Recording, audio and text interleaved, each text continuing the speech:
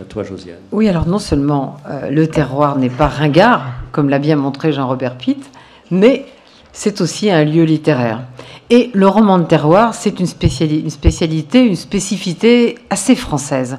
Et quelque chose de relativement récent, en fait, parce que, évidemment, au moins depuis le romantisme, il y a des romans qui sont dans des lieux bien précis. On pourrait citer George Sand et Le Berry. Mais ces paysages, ces lieux de romans sont surtout des décors. Le roman de terroir du XXe siècle, lui, il est ancré dans un lieu spécifique, avec ses habitants, avec ses traditions et avec toute une culture associée. Et tout ça, c'est le sujet même du roman, et le plus souvent sur un mode nostalgique. Je crois que je vais essayer de le montrer. Et c'est cette nostalgie que partagent les lecteurs de ces romans. En fait, on peut dire que le roman de terroir est certainement né de deux choses. D'une part, un rejet de la révolution industrielle qui, avec l'exode rural, a miné la société paysanne, et donc les valeurs de la société paysanne. On pourrait parler dès 1897 des déracinés de Barès.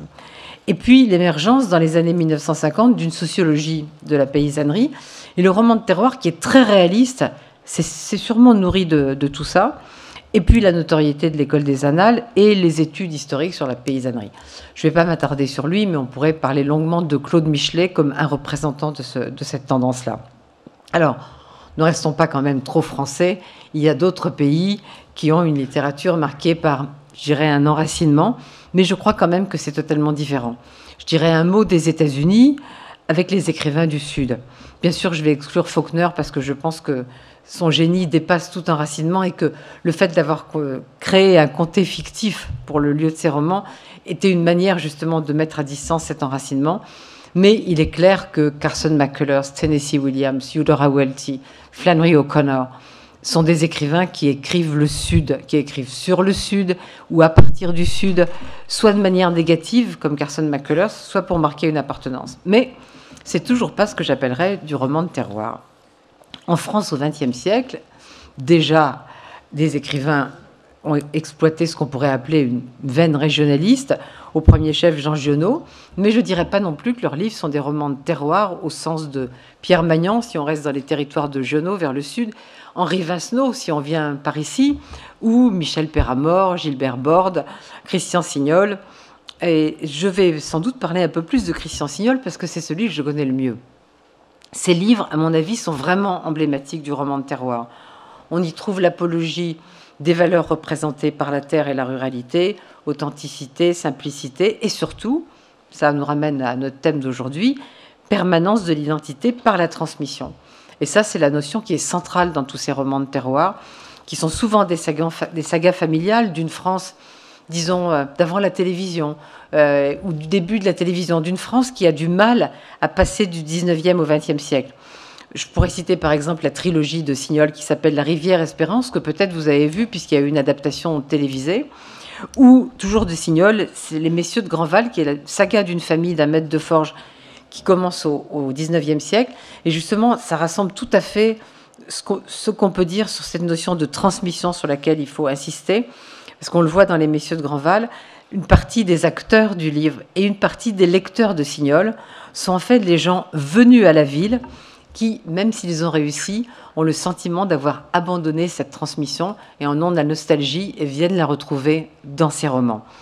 Christian Signol le rappelle lui-même dans un entretien que j'avais fait avec lui pour Le Monde. Il disait « Mes romans sont des ferments de mémoire ». Et c'est vrai, chez lui, les destins sont rythmés par les moissons, les foins, les vendanges et les fêtes que toute cette culture a associées. Alors, des produits locaux à la nourriture partagée, tout en effet dans ces livres fait lien d'une part avec la terre, d'autre part avec le groupe familial. Et ce sont des marqueurs identitaires et la transmission passe avant tout par là. Alors par exemple, on a le grand-père qui emmène son petit-fils chercher les champignons et qui lui apprend comment ne pas s'empoisonner en trouvant les bons. Et pire, les discussions entre femmes sur comment doit être la pâte des tartes. Pâte brisée, pâte feuilletée, pâte sablée, là c'est carrément la guerre de religion. Et pire encore, le secret des œufs brouillés à la truffe qu'on doit se transmettre de mère en fille. Ma mère ne m'a rien transmis et je ne sais pas faire les œufs brouillés à la truffe. Donc, je suis une lectrice de Christian Signol. Donc, depuis les années 80, ces gens dont je viens de parler, Péramore, Borde, Tillinac, Michelet, Signol, on les a souvent rassemblés sous le nom École de Brive. En réalité, c'est parce qu'ils étaient publiés chez le même éditeur et par le même éditeur qui s'appelait Jacques Pechemaure, qui vient juste de mourir et qui a formalisé tout ça un petit peu en 1996 dans un livre qui s'appelle L'école de Brive, histoire familière et amicale. Mais finalement, il n'aime pas du tout cette appellation d'école de Brive, au moins Christian Signol, avec lequel j'en ai parlé récemment à cause de Pechemaure, parce que c'est pas une école au sens, j'allais dire, littéraire et intellectuel du terme, parce que ce que font Tillinac, Péramore, Borde, Signol, Michelet, c'est assez différent. Alors ils ont quand même des points communs. Un qui n'est pas désagréable, c'est les gros tirages, presque toujours autour de 200 000, hein, et le peu de relais dans les médias, sauf Tillinac, mais Éric le sait bien, c'est plutôt pour des raisons politiques que pour des raisons littéraires. Alors maintenant, où en est-on? Parce que ces gens-là sont sur une lignée, et est-ce que quelque chose se renouvelle? Est-ce qu'il y a un renouveau du roman, je dirais peut-être pas de terroir, mais disons plus largement du roman rural, qui serait dû, par exemple, d'une part, à la prise de conscience écologiste, à la crainte de la dilution identitaire liée à la mondialisation, dont on parlait tout à l'heure, la peur de l'accélération et de l'émiettement du temps. Alors, moi, je prendrais un exemple, je pense qu'Éric Orsena le connaît, c'est tout ce qu'a fait Marie-Hélène Lafon. Toute cette femme travaille vraiment sur ce terreau-là. Elle a fait 7 romans, elle a publié aussi des nouvelles, et son dernier roman, Joseph, a raté de peu le prix Féminin l'an dernier. Et comme j'y étais, je peux vous dire qu'il n'a pas du tout raté à cause de son thème, mais parce qu'au fond, c'était quand même plus une grosse nouvelle qu'un roman. C'était l'histoire du quotidien d'un ouvrier agricole, justement rythmé par toute une certaine temporalité. Mais quand même, je crois que justement par rapport à Signol et aux autres que je viens de citer, dans ces nouveaux romans, si la question de la transmission est toujours présente, le terroir me paraît moins un lieu pittoresque et nostalgique, mais plutôt le creuset de quelque chose de plus universel.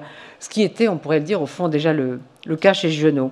Alors, si on en revient à quelque chose de prospectif par rapport à notre journée d'aujourd'hui, on pourrait dire que le XXe siècle, dans bien des domaines, a voulu trouver. Mais alors maintenant, au XXIe siècle, on a peut-être envie de retrouver. Je vous remercie.